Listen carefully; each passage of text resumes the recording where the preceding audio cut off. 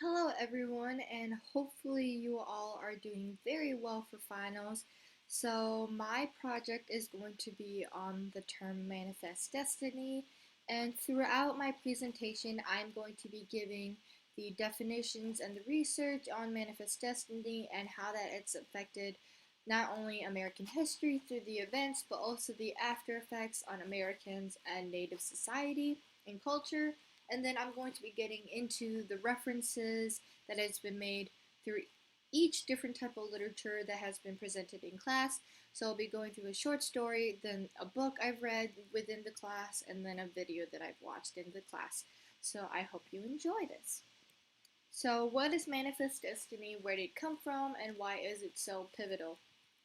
So, the definition of manifest destiny, according to history.com, or where you can find the History Channel, it is the idea that the United States is destined by God, its advocates believe, to expand its dominion and spread democracy and capitalism across the entire North American continent.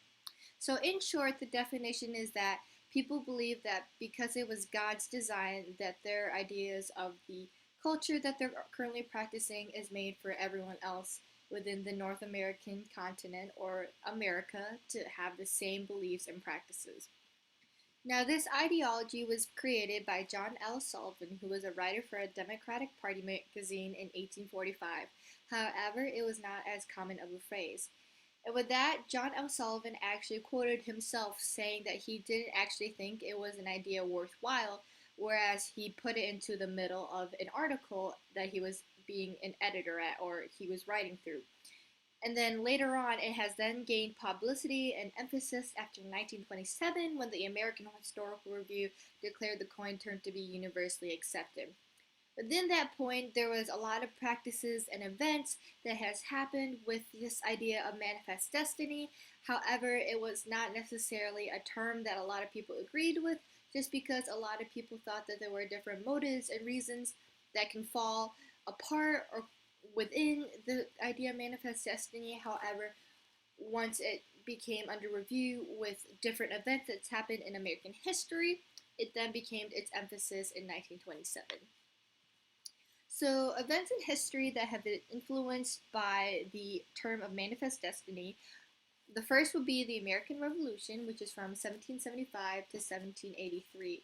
Now, for many of you that know basic terminology of American history, or maybe not, um, the American Revolution has become a pivotal point in American society in which America was actually being able to be developed and be coined as its own country apart from Britain. So, a part of the American Revolution, although we gained our independence by 1777, we were still at war because there were still unresoluted conflicts, not only with Britain but with other countries as well. Which then, afterwards, after time has passed within the war that's happened within the American Revolution, and after America has finally settled down afterwards, then began the Louisiana Purchase, which is when this terminology really became into play because once the war was established that America did not have to follow under British rule for anything in regards to politics, to government issues or beliefs, and other forms of economic practices as well, then it began to the form of expansionism, which is part of the manifest destiny idea. So that's when, during the Louisiana Purchase, the United States or the American society has expanded to buy states or areas such as New Mexico, Texas, California, and Oregon country, which I will talk about later on. And then we have the War of 1812, which ultimately defines the definition of the Indian removal, which again I've talked about before, or I'll talk about later on more in detail. And then the invasion of Florida, which is where it really starts to be settled into the idea that America is really expanding beyond the northeastern colonies. So, with that being said, there comes the after effects on Americans. So, the first major after effect, obviously, is the expansion on U.S. territory and citizenships. So, the first thing that is really coming to mind are the states and areas that have been established due to this area, which, like I mentioned, is Oregon County, New Mexico, Texas, and California. And then later on, the Florida territory has then become a part of this, as well as other territories such as Louisiana and other things like that. And then because of that, because of more areas have been established and more people are settling in and emigrating from wherever countries they come from, such as African Americans into the slave trade and other things like that, there has been an increase in economic trades and jobs, and the jobs have been created or industrialization, such as mining or anything with factory work or technology work, or and then we have agriculture, which because of industrialization, it has improved agriculture, such as horticulture systems and other systems like water systems as well. But then obviously with the tools for utilization, it created more variety for vegetation. And then because of the idea of manifest destiny being for assimilation within different members of different cultures into the American society, educators have been on the forefront to be the most influential in this idea. Therefore, there has been more teachers, more role models that come into the mind of what an American should really be like. So then it comes to the after effects of the natives. So all in all, it just comes to one terminology in mind, and that is the Indian removal. So this idea of expansionism on Indian lands actually came into fruition in 1803 after the completion of the Louisiana Purchase, which was penned by Andrew Jackson and Thomas Jefferson.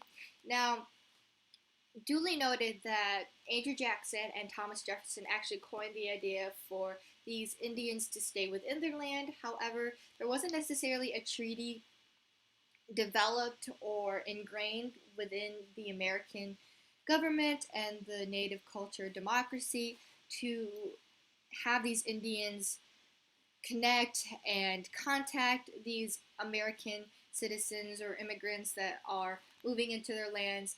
And there was not the idea of an Indian removal until James Monroe then expanded on this idea of expansionism by complete removal in 1825. And to quote, James Monroe thought that this would be a better idea to expand on their well-being and happiness, and that the Americans were just simply looking out for their well-being, and that by removing complete contact with Americans, it would also refrain from any burdens or tensions between jealousy or battles over land and balance and property and all that, which then led to the Indians losing their homes, losing sources of incomes, and having no connection to ancestry or land, which we all know, really getting to know the earth and really getting to know where they come from is a huge part of the Indian culture, which is always going to be such a big shock to them. And then because of that, and not having any connection to where they came from and where they grew up and were raised and talked about and learned stories from, they then have to move into a land or an area that they have no knowledge of, and that because of that, they have no future knowledge of the outcome for their culture and the stability of their nation. So then that leads to the references in literature and media that have been made either abstractly or concretely. I'm going to be mentioning references from literature and media that have been exposed to us throughout this time in the semester as a way to wrap it up, but also kind of bring into light of this topic of manifest destiny in a more modern and a more relative light for all of us that have been reading and looking at the content in the class. So we're going to start off with a story from the James Pipe Mustache Senior story, from the Spirit of the Ojibwe, and that whole document that was published on our canvas. So the story talks about pretty much who he was from when he was born all the way until he died.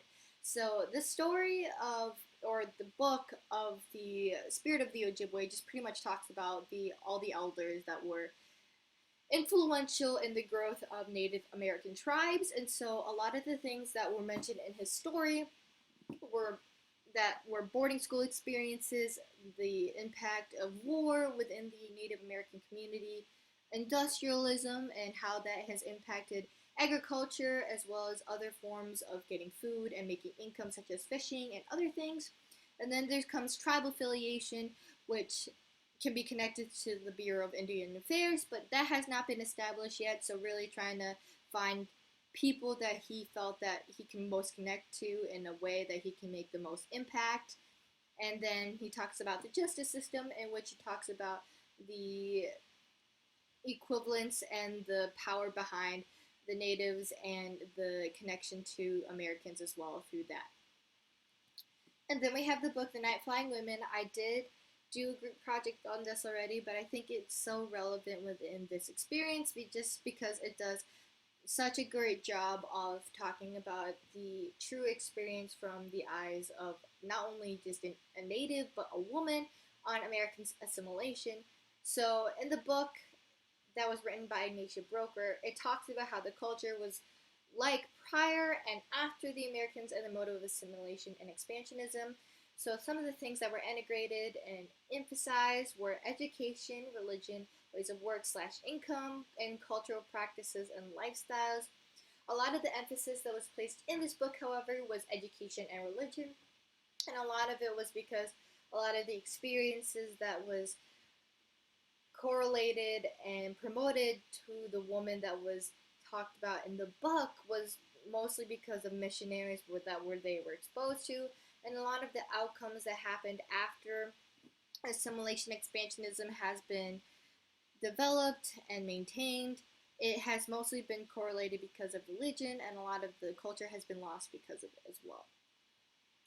And then it comes to the video, which is preoccupied, and the video was on the poem written by Heidi Erdrich in 2013, so it's a very, very recent video.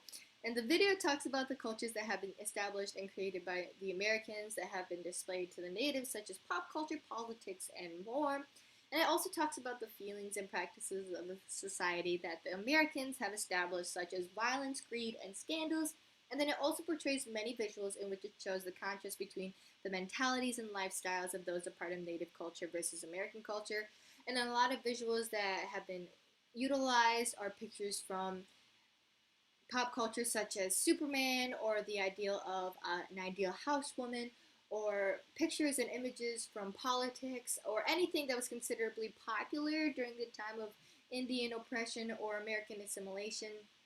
And then it also talks about specific lifestyles and mentalities as well in regards to the bitterness and the confusion that has arose from the natives in the perspective of assimilation, and that's coined to manifest destiny. So, like I said, there's a lot of commonality between all these works, and so although these works were written in different time periods, the intertwining messages of assimilation and manifest destiny has remained consistent. Now, a lot of the content that I covered with the story, the video, and the actual book, a lot of it talks about assimilation, but assimilation is a very big motive of manifest destiny, because if we go back to the first slide, it talks about how the main motive was that these people felt like because of God that they were supposed to be spreading their ideas of democracy and capitalism and other forms of their culture to the people that live within these lands. And so by that there comes education and assimilation, and that enforces the idea of manifest destiny.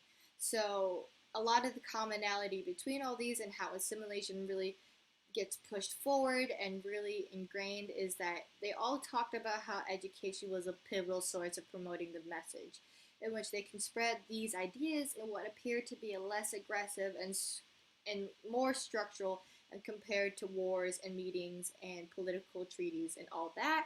Although after reading and going through all the literatures that we have gone through in class, we know that the boarding school and the ideas of boarding school have been very detrimental to not only Native children's experience as in their culture, but also just as citizens for the future, as it has not led them to have very successful lives outside of boarding school. Now, the differences between all these works. So the poem or the book, the story highlights the part in which the main character was fighting for and maintaining his culture and his spirituality as a core foundation to the tribe's affluence. Now, James Pipe Mustache Sr. really emphasized how being a part of something was more than himself, and that there's so much more than just going by a label and doing things as other people should be doing, because at the end of the day, it's not all about him, and he thinks that it's something more that our ancestor has paved the way for. So that's what the story really highlights. And in the book talks about the cultures of the natives and how it has shifted for children and parents throughout the time that they interacted with Americans, such as children changing religions, children changing attitudes, and all of that. And then the video talks about how different ideas of American culture clashed and interfered with American culture. So with Native American culture and actual American culture, there's a lot of differences in between how different decisions and how different ideas are decided upon. So with Americans choosing the more aggressive route, such as wars and very long days or even years of creating treaties and making sure it's perfect. Natives simply just talk it out within their own tribe and their own community and settle it in a way where it's peaceful among all the members. So that's what the video talks about. So I really hope you guys enjoy this presentation on the term of manifest destiny and how that's correlated with all of the literature that we have gone through in class and the examples. I would really like to hear y'all's feedback and some connections and comments on the correlation, and I hope you all have an amazing rest of your finals week. Thank y'all so much.